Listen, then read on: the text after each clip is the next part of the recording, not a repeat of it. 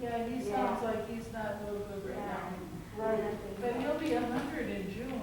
So, Yeah. I mean,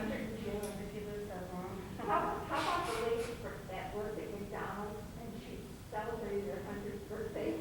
Yeah. Probably for eating all that good food. yes. 100 years old. We're gonna try to preserve those arteries. I need a part-time next time. The last thing I'm going to do is go to McDonald's or any place like that.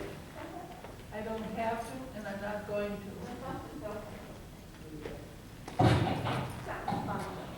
Good morning.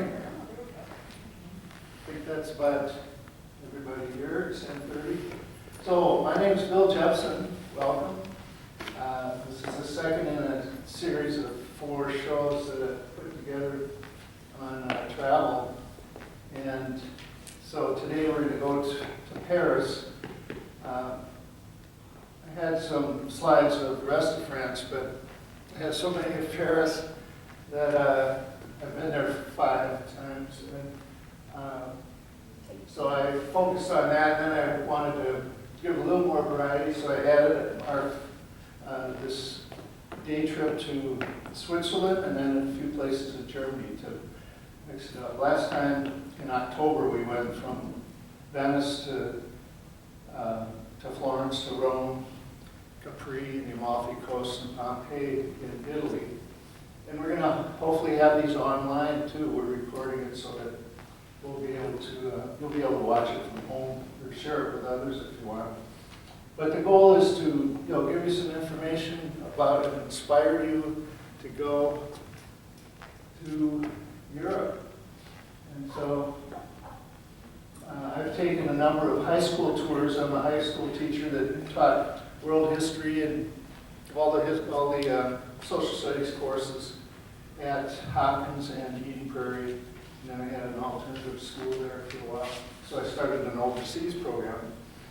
And I got to go over a number of times. But here's our tour today. We'll go to Paris, and then we're in Switzerland, and then to Munich. And it takes about 9 hours to go there. Costs about $800 today, unless you book it way ahead of time.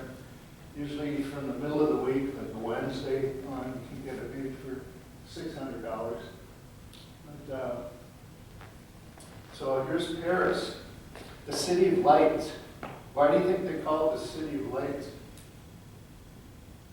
What I found out is that they were the first ones to have gas lights in the 1860s. And there are over 300 sites that are lit up at night in Paris. So I'll show you some beautiful pictures, not just the Eiffel Tower, but Notre Dame and Montmartre. So we'll go through all these main sites here in the beautiful city of Paris. And it's also called the City of Love. Question, yes? I was wondering if you could dim the lights. It's kind of hard. Yeah, I asked Jeff that. No, actually we can't because he's recording. Sir? Sir? Excuse me, sir? Yeah, I know that. I know that. And I was hoping for that, and then he said we couldn't do it because we can't record it. I think we could still see it. But you know what? Okay, I'll override it. So it'll be a little dimmer on the recording, but that's okay. I'd rather that you guys can see it. So, yeah, that's much better. And so why is it the city of love? Because there's so many romantic things about France, besides the language, the art, fashion. The food is great. Everybody loves Paris once they go there. They fall in love with it. And you'll see there's lots of weddings going on in the springtime when we're there. I first went there in 1975. There I am, kind of skinny with a big beard.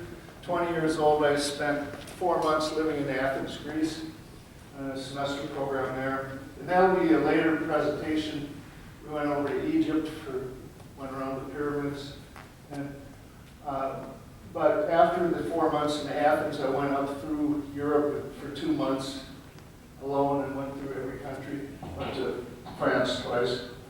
And then much later, when I was a teacher in Eden Prairie at an alternative school, around the year 2000, I went on a number of tours. We would hook up with EF tours, and 6 students and the teacher goes for free, so it was a great program. And they would spend about $2,000 to go and get a wonderful, inspiring educational experience here in 2005. So Paris started a couple thousand years ago when the Roman Empire under Julius Caesar kind of took over Gaul. And they started on this, they started on this island here called Ile de Cité, and they built a wall around the left bank, which is now called the Latin Quarter, partly because the Roman Latin. And so it first built up around here. This is much later in the 1600s, when by then this wall was around the whole city. And the palace of the king was right here, which later became the Louvre. We'll see. We're going to tour the Louvre. But Notre Dame Cathedral was built around 1100 AD, right there on the city. So here's a good view of it. You can see the Gothic cathedral. We'll take a close look at that now. And so this city is what, or this island, Ile de Cité, is what Paris grew up around. And 2 years ago, my wife and I stayed on Ile de Saint-Louis, this other island. There's 2 islands, City and Saint Louis. And so we'll show you about that. Great place to stay for a week. And so that was in October of 2018. And here's the facade in the front of Notre Dame. There's a big square there in front. And you can see all the statues, gargoyles. There's the rose window. Beautiful stained glass window. I'll show you from the inside. And surrounding it is the Seine River, S-E-I-N-E, is the river that goes through Paris. And there's lots of boats. We'll take a cruise on the boat a little later. But so we were there in October of 18, and then 6 months later, in April of 2019, horrible tragedy happened. You probably remember that there was a huge fire that started, probably with a blowtorch from a worker, because it happened right after they left work at around dinner time, and on the roof where we were working. The roof is 1,000 years old. This was built around 1100 AD, and so the wood was kind of ready to burn.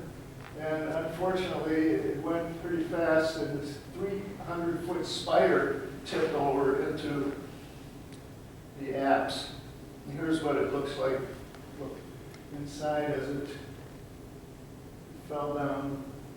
And fortunately, it didn't destroy the statues and the stained glass, but there was a wooden, I'll show you in a second, there was a wooden frieze along here built in the 1400s that burned. And their most priceless artifact was the thorns crown of Jesus Christ, which was brought back from the Crusades, they believe. And so it's been a relic of Notre Dame since the 1100s. And that was saved. As I walked around inside there, that 6 months ahead of time, you could see, here's the statue of Joan of Arc, some stained glass there. Here's the famous rose window, beautiful. It's as big as this whole wall here. And these are 2 feet high, and for as long as this room, the stories of the of the New Testament in wood, carved in the 1400s, and I'm afraid that all burned. And as you walk up to Notre Dame, you look up, and that's the view of the two bell towers, famous for Quasimodo and the Hunchback of Notre Dame, and all these 10-foot-high saints carved there. And right above the door, as you walk in, it's about this high, you see Jesus, and then on his right are all the saints, the Knights Templar here, and then on his left are all the sinners. There's the devil, and if you look closely at them, some of them are pretty amazing, pretty grotesque. These monsters and demons carved in 1100 AD, 900 years of rain falling on them, and they're still doing pretty well. And on the left is one of the saints. Can you guess which one that is? He's holding his head. John Baptist. Bingo, yeah, John the Baptist. You're holding his head. And what we love doing, well, the students and I was puffing pretty hard, but there's almost 400 steps. You can see how well worn they are from 800 years of people climbing it. But you climb up the bell tower to get to the top level, and you can look through the chain link, and you see these amazing gargoyles, which are actually water spouts. And each one with a different demon, and so they're pretty famous, the gargoyles of Notre Dame. They're up at this level up here. So then you come down, and most people are taking pictures with the pigeons. There's hundreds of pigeons in it, and they'll land on you. It's a great, great shot. And next to it is Charlemagne. He's the father of France, a huge statue to him, because in 800 AD he united all the Gaelic tribes and into the Holy Roman Empire, and that was the beginning of what we call France. One of my students getting a portrait on the left here. That's a typical thing to do throughout Paris, but especially at Notre Dame and Montmartre, I'll show you next. And my favorite thing to do is to get a crepe, which are everywhere, these crepes outside. And my favorite flavor is banana Nutella. Right down here. Nutella banana. Citron sucre. Sugar. You can get it with Grand Marnier. And please excuse my French. I spoke Spanish in high school and college, but I just faked it a little bit. So also throughout Paris, which makes it kind of romantic. Let's see if this will work. Is the accordion sound. So this music is everywhere when you're just hanging out. So I love that.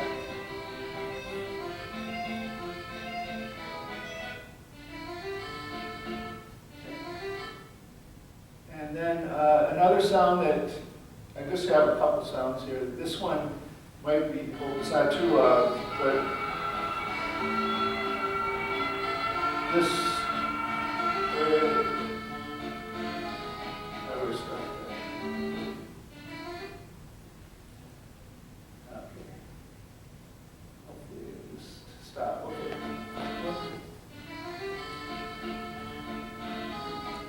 Okay. Sorry, I should have tested that first. The other sound I want to show you is the sounds of sirens. The ambulance that go da-dum, da-dum, if you've ever been to Europe. And it's kind of jarring at first, but it really tells you, okay, I'm in a very different, we're not in Kansas anymore. So it's a kind of, there's weddings going on all around, especially if you're Catholic, of course. France is mostly Catholic, Notre Dame is the main cathedral, but weddings everywhere. And another thing that's kind of interesting is you have these love locks where you promise, you can vow with your loved one to be with them forever, and then you put the lock on the bridge. And on the left is about how many there are today, but a few years ago, it was getting out of hand. There were so many in the city of love. Everybody had to do it, and the bridges started faltering because there's so much weight on there, tons of locks. So the top picture is the city had to finally kind of take them apart and put them into this other place, into this park, I guess. Also on Ile de Cité is another chapel that's very old. Sainte-Chapelle is very famous for its beautiful rose windows, but stained glass windows, but you have to get a special ticket for it months ahead of time, so I never got to go in there. Also on the island is Conciergerie, which is the prison where Marie Antoinette waited for a year for her beheading in 1793. So 1789, remember, was the French Revolution. And so, remember she said, let them eat cake when the people were rising up. They just wanted bread because they couldn't eat. And she was living at Versailles, which I'll show you a little bit later. So that was all the sites here on the city island, and now we're going to look at the St. Louis Island, where we stayed right here for the Airbnb for 10 days. So it used to be a cow pasture until the 1600s, and then it was built up by the elite kind of Parisians. So there's beautiful hotels now that were once palaces, like Hotel Lambert. But here's where we stayed in the Airbnb. You go up these marble stairs. The elevator was only about this big. You could barely get your suitcase in there too. But so we were on the 4th floor, and it was a very nice place. And you can get it as an Airbnb for around $1,200 for each couple. We had 2 couples for a week, so it wasn't too bad. But the perfect place to stay, because not only is it the central location in Paris, you can walk everywhere or take the metro, and also it has these wonderful shops. It's like a small town there. So there's the flower shop next to our favorite restaurant, Sorza, and you can see there's the menu. Most of the entrees are around 20 euros or so. The exchange rate now is about 20% more for dollars. So 10 euros is $12.10. And so, and I had these scallops, or veal salad. This man's riding by the oldest church there. The St. Louis Church is built in the 1600s. And it's just this long few streets. Best ice cream in the world is at Bertillon. You might have heard of it. Here's Cary Grant and Audrey Hepburn in Charade back in the 60s getting a ice cream cone. Every kind you can imagine here. So delicious.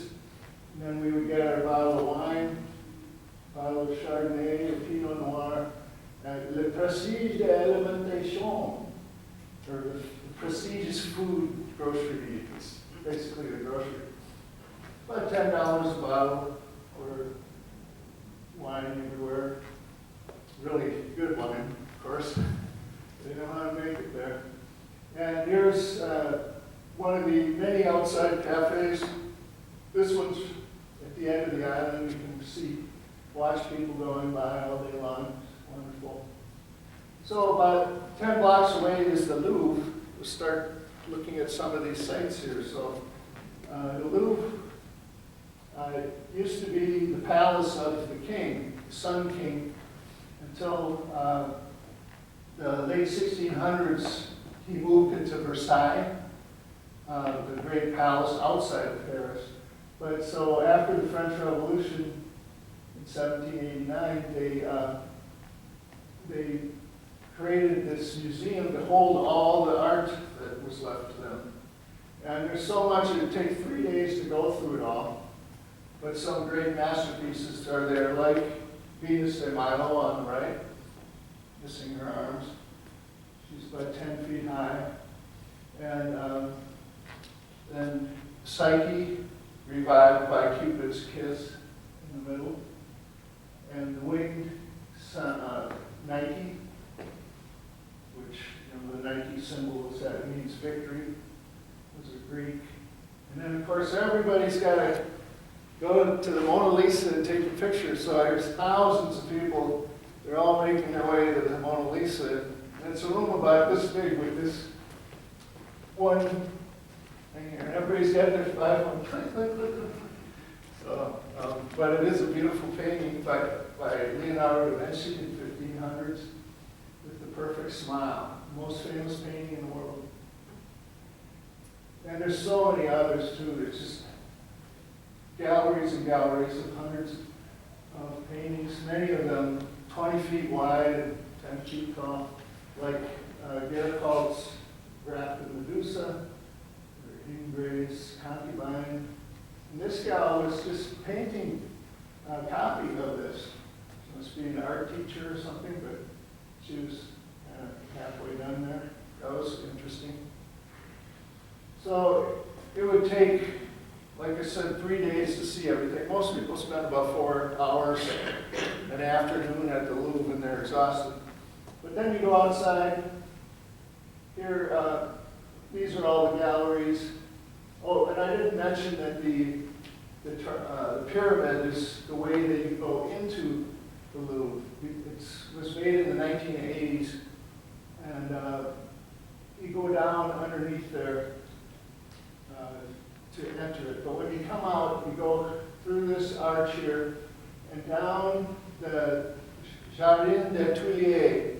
It's the Tuileries Gardens, or it's this, all this area of statues and gardens and fountains, and then the Place de Concorde, where all the big parades are, and down the Champs-Élysées, which you've probably heard of, very famous, most famous street. And at the end is the Arc de Triomphe.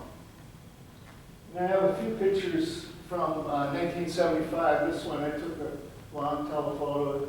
It's a little blurry, but you can see the color. And in the end is the Arc de Triomphe a mile away.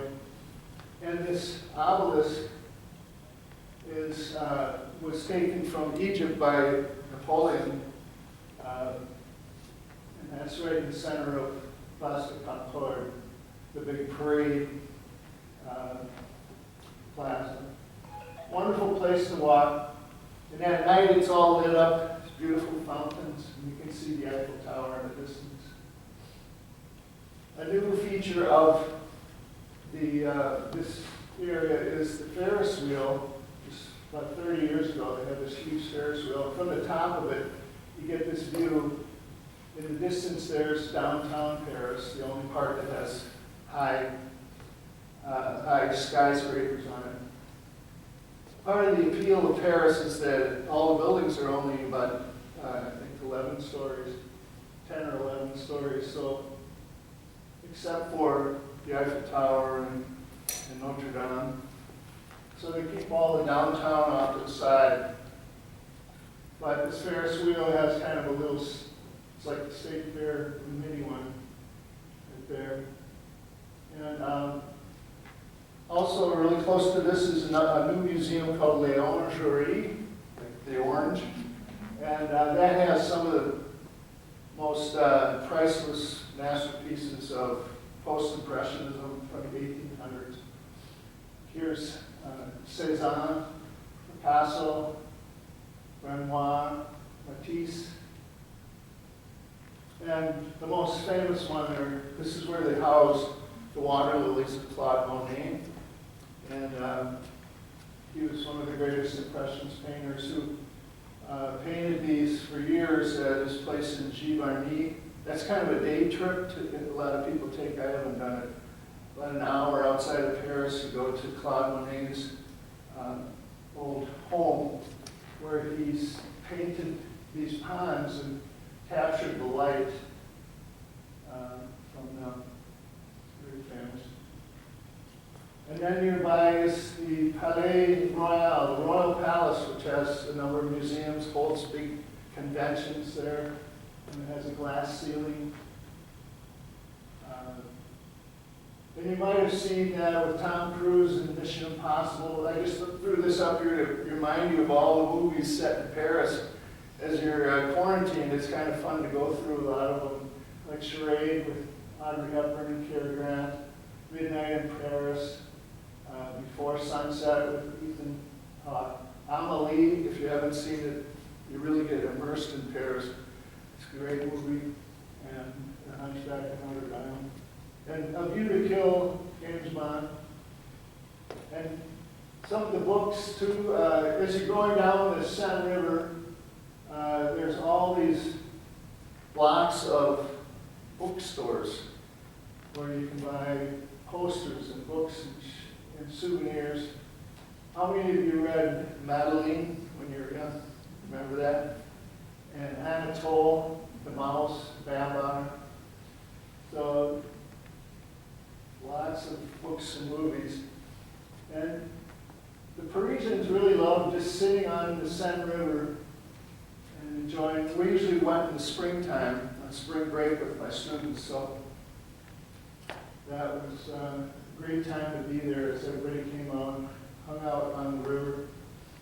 And there's all these bridges across the Seine River. They're called ponts, P-O-N-T, pont.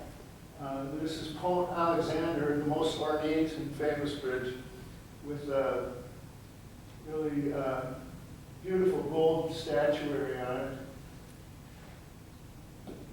And so that bridge is right here across the Seine. So just to review, here's the Notre Dame and the Ile de City, and then the Ile de Saint Louis here. And we walked to the Louvre. That took about 10, 15 minutes. And then we walked down the Tuileries, the Ferris wheel, the Champs-Élysées, and all around there. And so now we're going to get into a metro and go up to Montmartre. And metros are really fun. It's a great part of being in Paris is just being able to go down these stairs and for $5 pop up someplace else within 20 minutes. It's really an incredible system. I wish we had here, you know, if we could just go down into the metro and pop up at St. Paul. It'd be great. But here's where you come out from Montmartre. And near that is the Moulin Rouge, you probably heard of. Folie Berger, Can shows were there. It's in a lot of movies. It means the red mill. Rouge is red. And here's just a Parisian with the red coat right there, typical with her little cap. And so Montmartre means the highest point in Paris.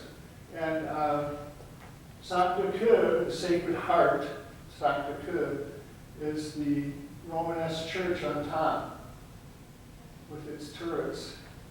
And it's a beautiful artist neighborhood, very relaxed and bohemian. Lots of cafes like these that you can walk around in and visit. Here's where we started walking up to the church, kind of in the main area of Montmartre. And cobblestone streets. And a relatively new feature is the Wall of Love. With it has 300 languages, the words "I love you" in there. Here's English right here, and then every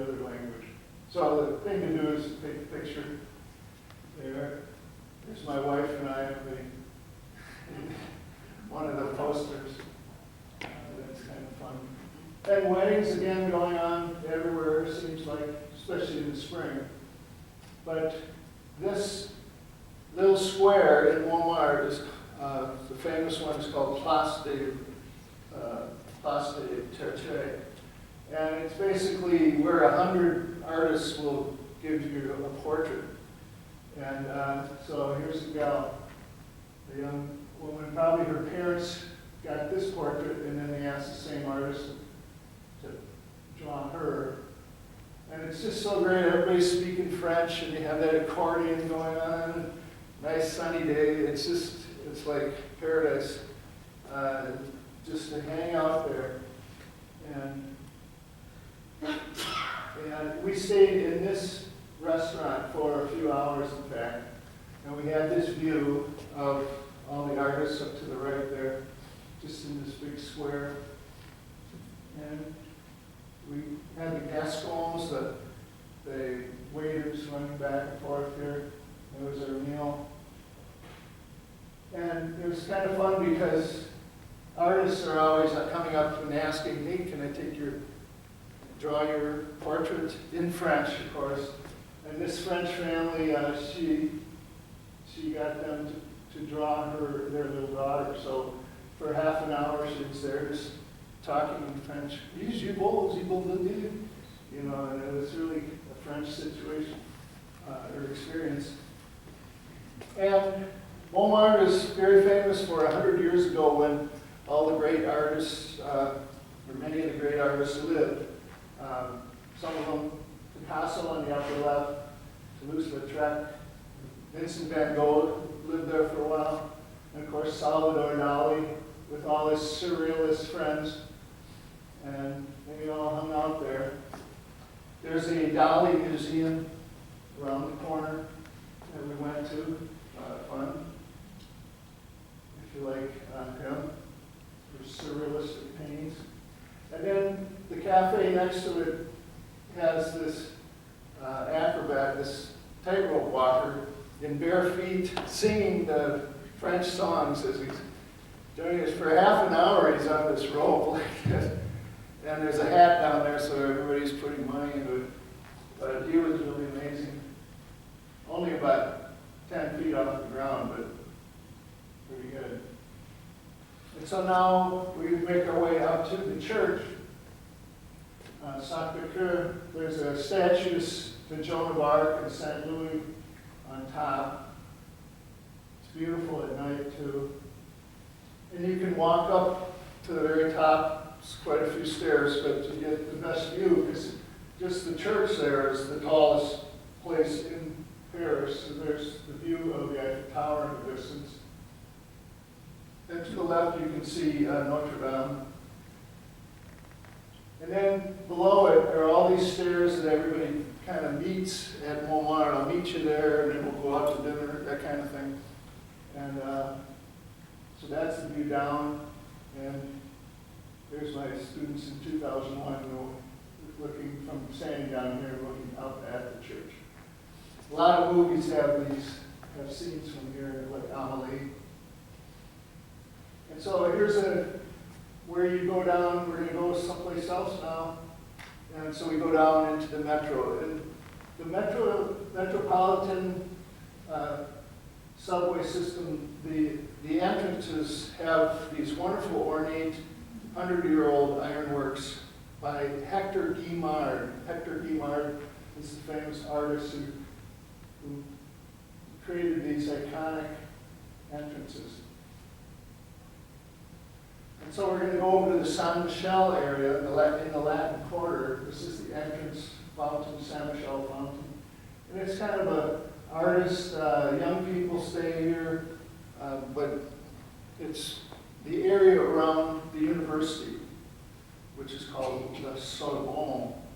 And La Sorbonne is one of the oldest universities in the world, started in the 1400s. But also lots of cafes, and my students and I stayed at one for a couple hours in 2005 or so.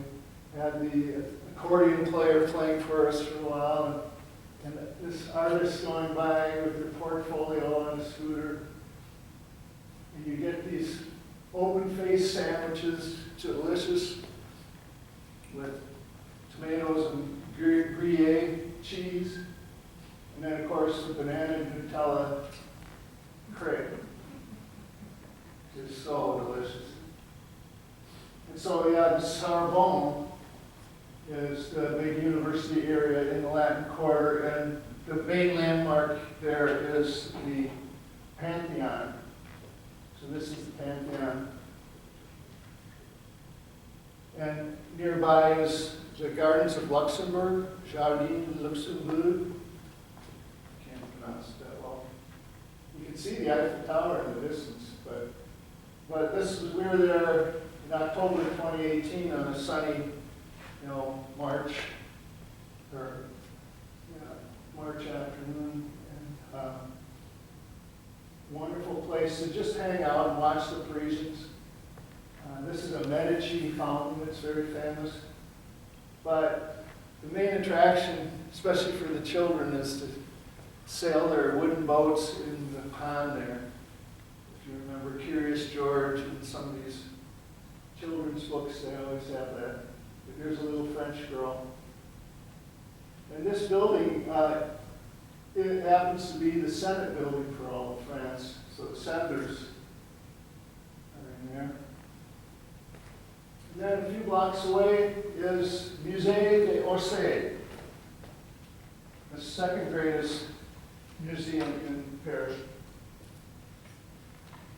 And it houses the masterpieces from the 1800s. And it used to be a train station, Gare Orsay. Gare means train station.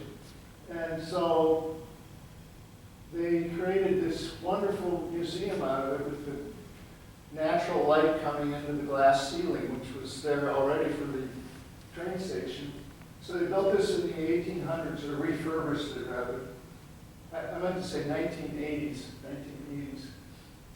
But most of the paintings are from the 1800s, and my favorite is Van Gogh. Some of the best masterpieces are there, like his self-portrait, and then Dr. Gachet and his room in Arles. And it's so wonderful that years ago, like in 1975, you couldn't take pictures at all because cameras all had flashes and they couldn't control people to not use the flash, so they just said no cameras. But ironically, with everybody having a camera, these iPhones don't need a flash. They're so good. So now, all of a sudden, the last 5 years, you can take as many pictures as you want. So you go right up this close to a $50 million self-portrait of Van Gogh, and you can see every brushstroke. You really get a sense for his thick oil and see what a genius he was. And others like Renoir on the right, and Paul Gauguin on the left, who was a friend of Van Gogh's. And wonderful statuary, the four quarters of the world. There's 4 of them, and they're 20 feet high. So the Musée d'Orsay is a wonderful place to go. There's many, many more masterpieces in there. As we're walking around, it's fun to see the street people. There's quite often you'll see beggars, destitute, homeless people. She has her bunny, and here's another one with another bunny. And this guy had an organ, like an organ grinder with a monkey usually, but instead he had 2 little cats in the bed, like a mom and like a husband and wife. So this little boy is just laughing. It's pretty funny. And then this guy here, he's a one-man band playing the drum, the trombone, and the accordion at the same time. You see amazing things just walking around in the city. The city, by the way, has about 15 million people in it, compared to a couple million here. So it's huge. Continuing on, this is the main site is Hotel Invalides. Looks like invalid, Invalides. And that's where Napoleon, his mausoleum is, or his tomb, underneath the dome here. And next to that is this amazing military museum with the largest collection in the world, and of swords and armor and guns and everything. And also close to this, we're making our way to the Eiffel Tower, by the way. There's always a couple of museums to see. And this one is Auguste Rodin, R-O-D-I-N, Rodin, the great sculptor 100 years ago. His studio has been turned into his museum. And here's the famous The Thinker you've seen, and The Kiss is another famous one. Incredible how he could carve that out of solid marble or bronze. And so to review, we're here at the Pantheon and the Gardens of Luxembourg. We walk through the San Michel area. All this, it's on the left bank, or the Latin Quarter. Why do they call it the left bank? Because the Seine River flows this way from east to west towards the English Channel, the Atlantic Sea, the Atlantic Ocean. And so since it's flowing this way, the left side, the left bank is here. And so you hear that a lot. We walked through to Musée d'Orsay, and then over to Invalides to see Napoleon, and Rodin's museum. And this whole area is called the Champs de Mars, or the field of the god of war, and that's where Napoleon would drill his armies. Remember, he conquered all of Europe around 1800 for a short period of time, until the English beat him. But then at the end of the Champs de Mars is the Eiffel Tower here. So we'll go from there, and then we'll go over to the Arc de Triomphe. So here's the Eiffel Tower, which was built by Gustave Eiffel in 1889 to celebrate the 100th anniversary of the French Revolution, which was 1789.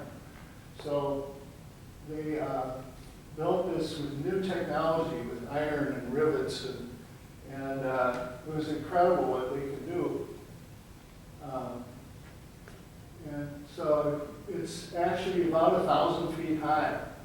And I was looking at the Fauché Tower is about 500 feet high. So here they're halfway up. This would be the Fauché Tower, and then they kept going all the way to the top. The IDS is about 800 feet high. So it's huge, made in 1889. It was the tallest structure in the world for many years. And here's what it looks like as you're getting closer. You're walking towards it. It's dramatic as you can see it from so far away. And you get right up underneath it, you can actually take a shot, straight up, and you get this centered, the ironworks. It's just incredible technology. And it was even controversial for a while. They were back around 1900. They were going to tear it down because what an eyesore. And then, thankfully, they didn't. And they learned to love it, especially all the tourists who come, millions and millions. And the way you get in is you get a ticket to go up one of the four legs. There's an elevator, it's a tram kind of, that goes at an angle. An elevator diagonal. This is the South Pier, PDA Sud, and the East Pier, PDA Est. And you go in there, and you're in this tiny elevator, about 15 people, and you go at an angle up like that. And so that costs about 16 euro, about 18 bucks. Or you can walk up the hundreds and hundreds of stairs, 400 and more, just to the first level, for 10 bucks, and 10 euro. And or 19 or 25 to go to the very top. Almost to the top is the Jules Verne restaurant. You get a beautiful view and a 5-star restaurant there. Or you can go to the very top and get champagne. It's kind of expensive, but here's a $20 glass of champagne here. At the very top. But most people just go to the first or second level and get their selfie taken. Here's my wife and friends here, and my students another year. At night, it's beautiful. And this, I found this historic picture, 1889, the year they built it. A number of people went up there to get their photograph taken and see what they're wearing there 120 years ago. And this is the view down to the Arc de Triomphe during the day. And then it's fun. Usually you go up there at sundown and you watch the lights come up on the landmarks of Paris. There's the Arc de Triomphe. And you look down on the Seine River here and the boats going by. So, and across the street is a beautiful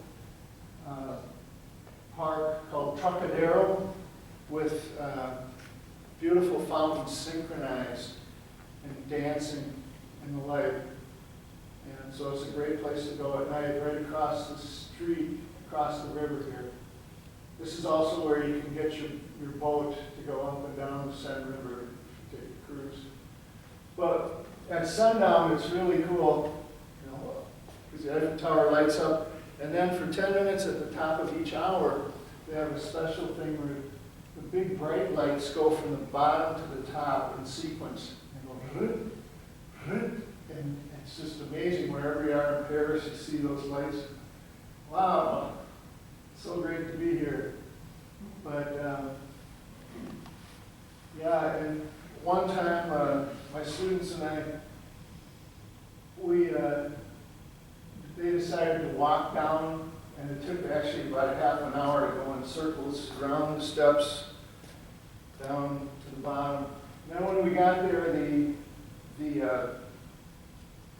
train that we were going to take, the metro, was on strike at this section of it. So all of a sudden, I'm sitting there with all these students looking at me. What are we going to do now, Mr. Jepson? Because we had to get all the way back to our hotel, which would have been a 3-hour walk. But then I saw a taxi. You know, we could just take some taxis. So we had 2 teachers, 3 students each, and 2 taxis, and it was one of the funnest things for the students to do because they got to meet the young, you know, Parisian taxi driver, but also because one young guy grabbed onto the back of the back bumper of a taxi, one of the taxis, and rode it on a skateboard very dangerously for about 3 or 4 blocks as we're all taking pictures and laughing. So, but that's what the taxis look like. Nowadays, you take an Uber or a Lyft. And so we head over, not far away is the Arc de Triomphe, built again by Napoleon for so he could march his army, his victorious army underneath it. And there's a flame to the unknown soldier underneath it. Beautiful arch, but it's this plaza is called the Place d'Étoile. Étoile means star, and it's because it's like a 12-pointed star that all the avenues end up at the arch. Here's the one that goes right through, farther down, through downtown Paris. But lots of car accidents every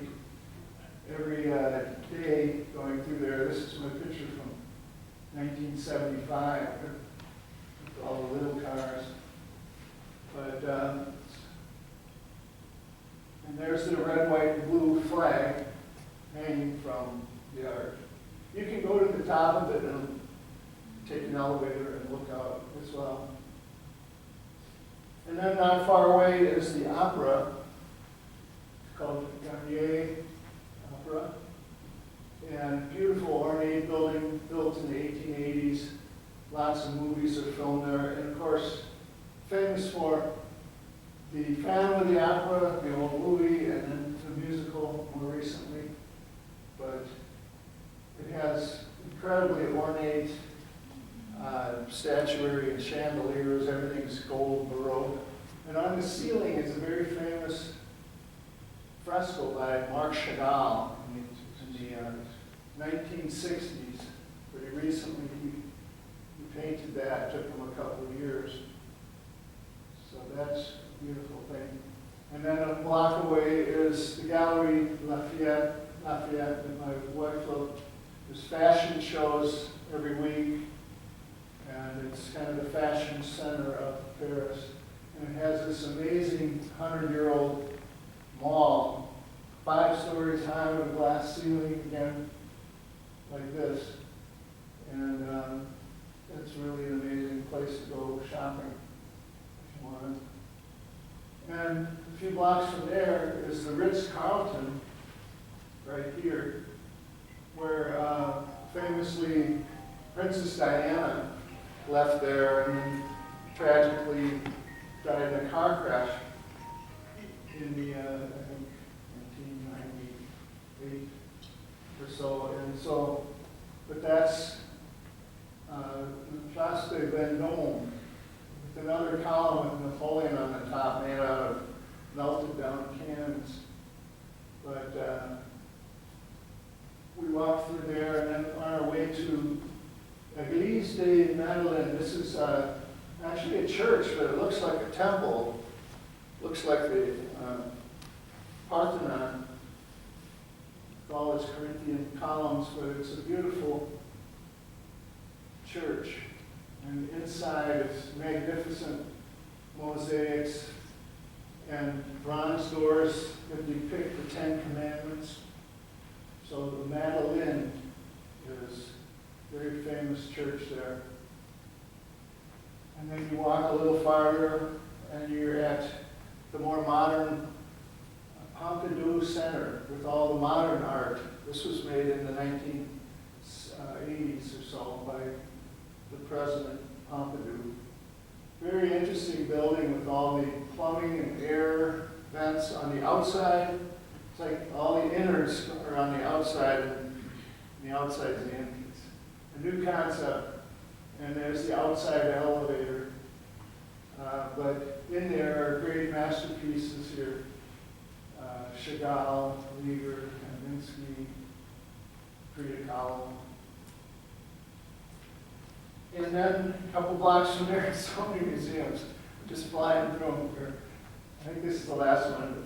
Pablo Picasso, where he houses his tens of thousands of artworks. And so that's the Picasso Museum you can check out.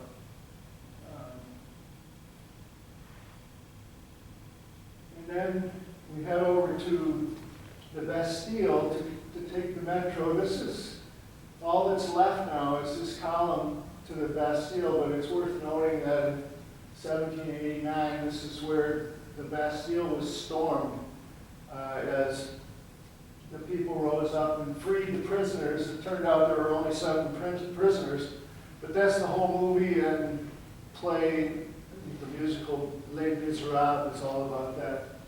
And it's also the site where Marie Antoinette and her husband, King Louis XVI, had their heads chopped off by the French people. And that was the end of the monarchy. So this, at first you go, what is this? But you see it everywhere because this is the Metro map. And actually when you learn how to use it, it's pretty useful. So the Eiffel Tower's here, the Arc de Triomphe, everything's kind of right along the river here. Here's Bastille. We're going to go now to Père Lachaise, the cemetery, the famous cemetery.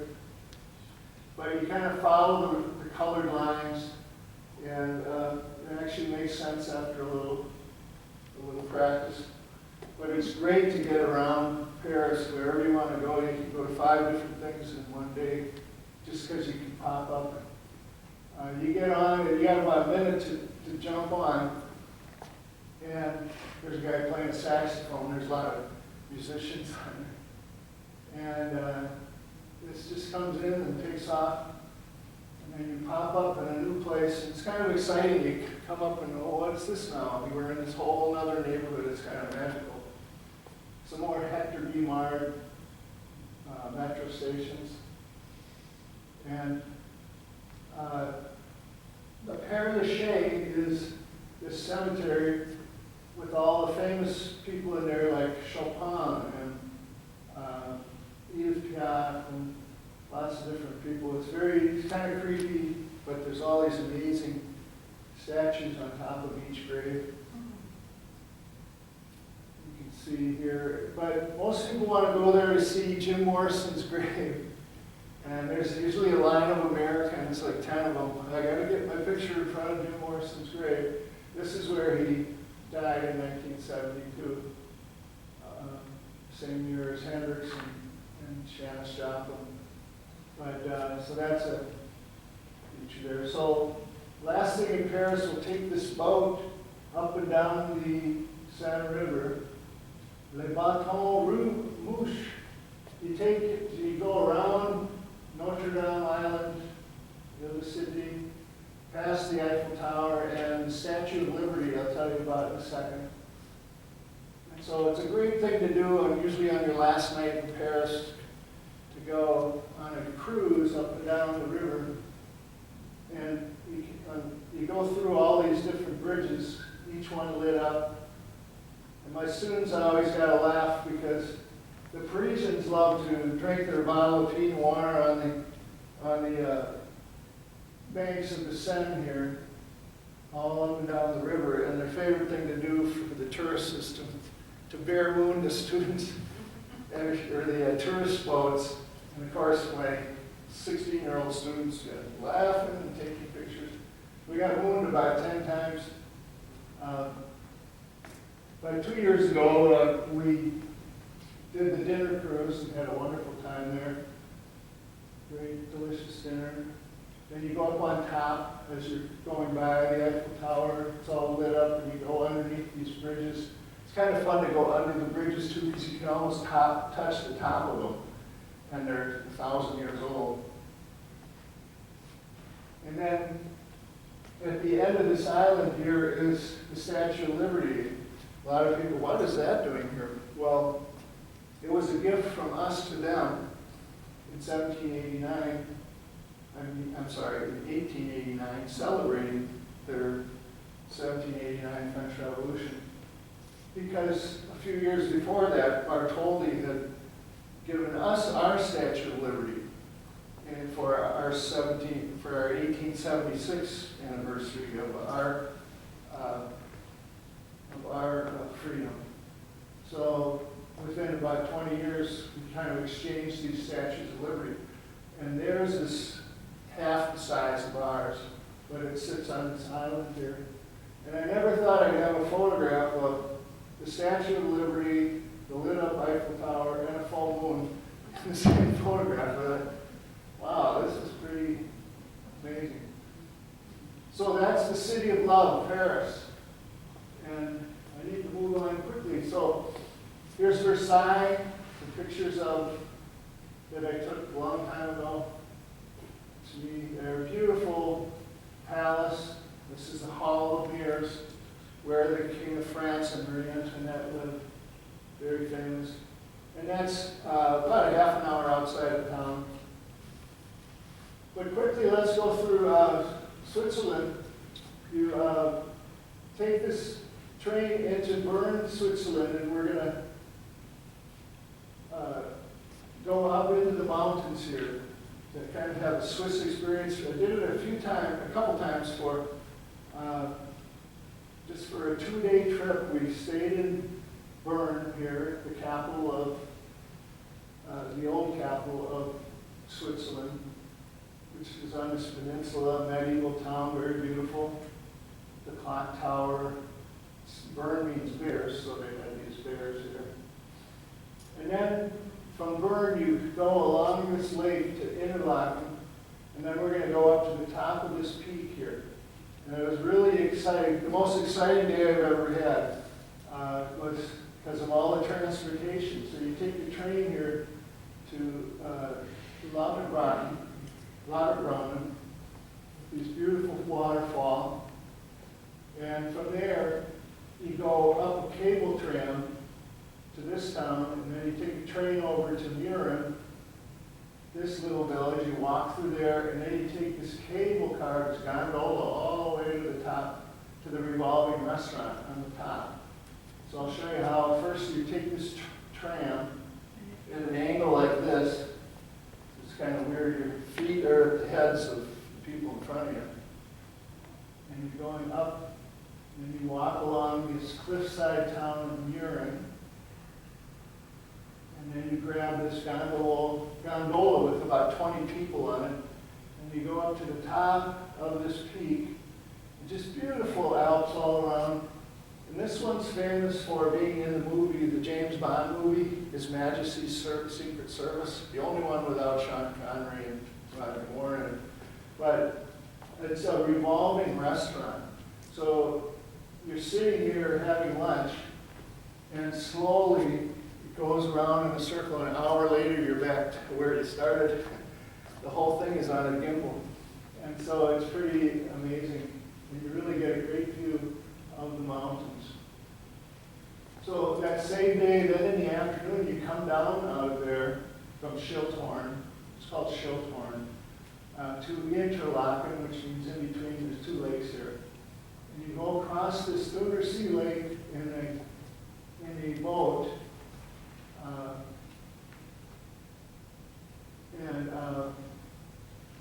it's a beautiful ride. You go into all these 10 different villages, like Oberhofen and Merlingen, and all these beautiful little Swiss villages. These wonderful views of the mountains and the lake all around, and castles like Oberhofen here on the left. So it's a wonderful day to spend the afternoon on the lake and the morning on this mountain peak. You'll never forget it. And then you take a train over a few more hours, well, about 5 hours to Munich. You can't see all of Germany. Most people see the southern places in Bavaria, like Munich. We're going to see Rotenburg and then the Rhine River. And so you take this train from Bern through Zurich, Switzerland, to Munich. And here's Fussen, where we'll show you is the Neuschwanstein Castle. But first, Munich. And this is the Marienplatz, the center of Munich, and there's a clock tower here, very famous. A couple times a day, this clock does a little dance in a circle. It's a carousel, and each of these are about 3 feet high. And it's a fun thing to do. And of course, Oktoberfest. But any time of the year, they got the greatest beer in the world. There's about 10 breweries there. The most famous are Hofbrau, the Hofbrau House, and the Lohenbrau House. And these gals in Drindel dresses are, they compete to see who can hold the most liters of beer at one time. And that's 12 there, most of them. If you can do 12, 1 in each finger, 2 in each finger, it's amazing. And they even have Lohenbrau beer on tap at the McDonald's. They love beer so much. You can drink beer when you're 10 years old there. So, and then the famous place to go is Neuschwanstein, which is the fairy tale castle that the Disney modeled theirs after. And it was built by King Mad, they call it Mad King Ludwig. And in the 1870s, he started building this. He was a little crazy, and he spent $40 million, which is twice as much as he had, just to build the first 20 or so rooms, and he was going to build 200 rooms. And so they finally took his power away from him. And there's a famous story I don't have time for, but he went in a boat with his friend, and mysteriously they both died, and they said, oh, it's suicide. But it was shallow water. He didn't have water in his lungs. It was a very controversial end to the Mad King Ludwig. But the tour there, it's kind of like San Simeon in California. Wonderful rooms, the throne room, this bedroom, this dining room, incredible architecture in there. But I enjoyed more the town of Rotenburg, which I always recommend. It's a medieval town, 1,000 years old. It's well preserved more than any other, with the wall around the city. And it has beautiful sights like this. You just walk around, you think you're in a fairy tale. They're all speaking German. And the night watchman for 30 years, this guy, has been doing these tours at night, telling all the story of it for an hour. It's wonderful. You can see him online on YouTube. But we took this horse carriage around and then did his tour. He had great stories about the town. They have a famous criminal museum, which has all these strange torture objects, you know, from hundreds of years ago, like the pointy chair, the shame masks, the Iron Maiden. And then here's me in the stockade. But it's pretty interesting, though. Just you go, well, I've never seen one of these museums before. And then the last thing is to take a boat up and down the Rhine River. What a wonderful thing to do. Is to spend a couple afternoons or days going up and down.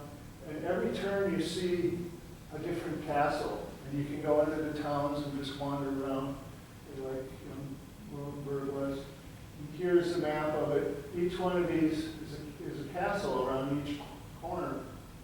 And most of them are in ruins, but others are still hotels that you can stay in. A lot of people get married in them. And so here we are embarking on it. It holds 100 or so people. And you can just sit on the top of it having a glass of Riesling. Riesling wine is their main wine there. And we stayed in Sandbar, this place here, and it had an interesting view of two castles. One on the right is called the Mouse Castle, for Mausenplatz, and the one on the left is Katzenberg. And so it's the mouse and the cat castle within view of this little town. And we hiked up to, so our hotel's down here, and we hiked up with the students. Here we are, up to Rheinfeld's Castle, the largest castle in Germany at one time. It was 5 times as big. And it's quite a ruin now, but part of it's a hotel.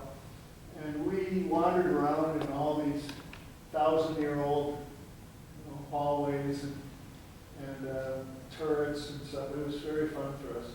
But that's a great thing to do. And we had a gentleman with us who's 70 years old at the time. And when he was 18, he was just a few days behind the D-Day soldiers. So in 1944 in June, and he's telling my students, it was a great thing for my students studying World War II, because he's pointing to where the Nazis had their machine guns up on the hill as they crossed the Rhine River on their way to Berlin a couple months after landing in June. And his job was to get up at 4 in the morning and cook 2,000 pancakes for all the soldiers every morning. He was one of their many cooks. And so he just did that all across France on the way to Germany. He had some great stories. But, and that's it. So then we fly home from Frankfurt, the busiest airport in Europe. And so that's my show. Are there any questions? How much is a portrait in Paris? Yeah, those were, I think, about $10 or maybe 20. It would start, higher. And actually, it was more like 20. Come to think of it. We didn't get ours done, but we should have. Are you planning to go back? Oh, yeah. So, yeah, we hope to, now that I've got the second shot. We took our 3 sons over to Italy in 2005, and that was fun to bring them. Before they got too old, they were kind of teeny boppers then. But I've done these tours, mostly in the 2000s. I did 7 of them. And so at different times we would go through Greece and Italy, and then, all these places, Spain. And so my next presentation will probably be Greece and then Egypt, because we had a spring break in Egypt, a little bit about the pyramids. And then the greatest trip, though, was China in 2007. And I'll have a whole presentation on that later this spring. And that's going to Beijing, Xi'an, and Shanghai. And that just blew my mind to be in China with all these students, you know, on this tour. And just so many things could go wrong, but nothing did. In fact, on all my tours, they went pretty smoothly. You always had to worry about the kids sneaking out in the middle of the night and drinking some wine or something. And so we had the key to these tours is to go be in one country only 2 days. Just by the third day, they figured out where the liquor store is, and they're sneaking. And you're so exhausted by the third day, you know, just up for so many hours, and then you're trying to sleep, and they know that, and they can get up at 3 in the morning. But anyway, you're in a new country. Okay, now we're in Italy. We're speaking Italian, and it's different. They're disoriented, so yeah, they were good. They were good, and they learned so much. And they thanked me so many times to be inspired to. They say, I don't remember any of the other history stuff, but I remember the trip to Paris. I remember everything about it. So I'm sorry, is that you're just wondering, yeah, if we go again? Yeah, I'd love to. Yes, ma'am. Well, thank you, that was a great presentation. Well, thank you, yeah. Yeah, I hope to put it online to share. I've been to all those places in 1961. Really? And I was surprised to see how it's changed because I went up to the top of that mountain. Oh, to show one? And I think a lot of things have been changed since I've been there. You bet they have. But the one question I was asked, because my grandfather was from Luxembourg Yeah? and my grandmother from Luxembourg, but I didn't know that Paris had a Luxembourg part. Oh, yeah. I've The been Luxembourg, I don't know if it's related to the I've been country here of Luxembourg. That's a good from question. Paris and The same thing, so that's why I wondered about. I didn't know. Is it a luxurious My city? grandmother's actually living in Paris now, and she went to school there. She got a degree in French.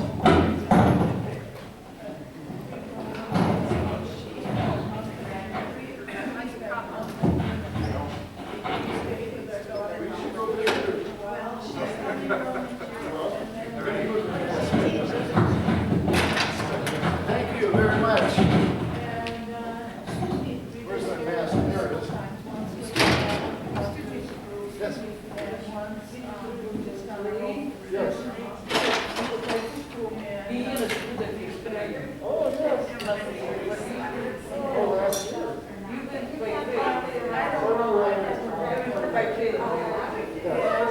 I'd love to go to Oh, it'll be in the paper. Yeah, the train costs about $800 for a month. You get a pass and you can go anywhere you want And so he's already 80. for a month. And Just non, you his know, health is not. but otherwise, yeah, it's I not that think cheap. I would go without it, but I can't say that I don't take care of it. Airbnb. Yeah, youth hospice. So I don't, I haven't put any money down. That's right. Some of them not so much, but most of them are really great. I could just write a check. When I was younger, in the 70s, they were only $5. We can speak English, we continue to talk about it. Okay, thank you, it was very good. Thank you so much. This was your first one, right? The second one, no, the first one was really, but only 3 people came because it was in November, so I want to do that again maybe in the summer. That would be great. It was Venice to Rome, all that. It was, Sounds good. What's the plan for getting online? yeah, they can do that. Come to this place with people who can't keep their noses.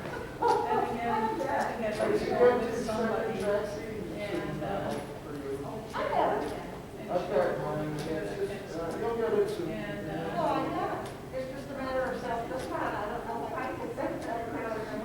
Don't get me going. No, but I'd love to get it online. I don't care about the plan on it. company. Soon. That'll be Haley who runs, Haley Wallen runs the show. And they reported this, so I'll be working with him. That'll be in the next month or so, it'll be up. Well, I took kids here, yeah. You did? Twice, yeah.